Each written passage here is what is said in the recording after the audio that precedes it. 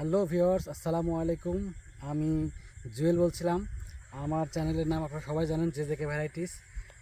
আমি খামার বিষয়ে অনেক তথ্য দেই বা খামার বিষয়ে যে কোনো পরামর্শ দেই সবাইকে, সবার ভালোর জন্য।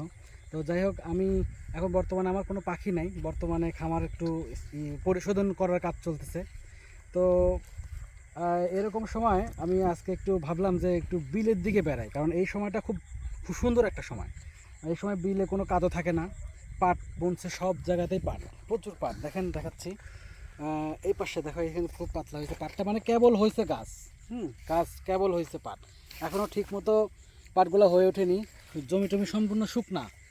এই সময় বেড়াতে বিলে অনেক সুন্দর লাগতেছে, মানে মিল মিল মিল মিল বাতাস হচ্ছে।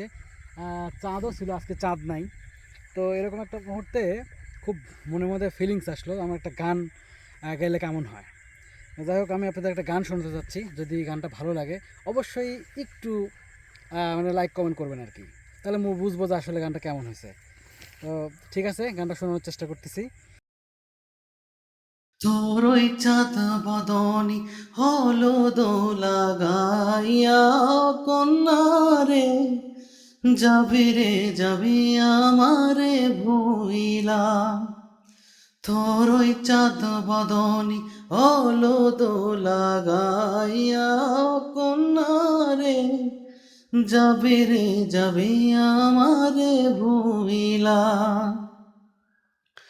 যখন লাল শাড়ি তুই পরলি গায় আমাকে তো মনে নাই, কেমনে পারলি ভাঙতে আমার বুক।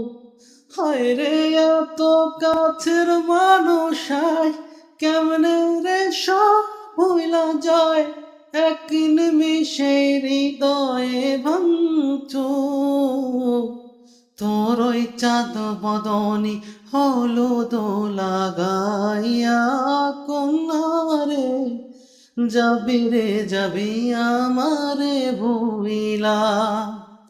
তোর ওই চাঁদ বদনি হলো দোলা গাইয়া কন্যারে যাবি রে যাবি আমারে ভুইলা।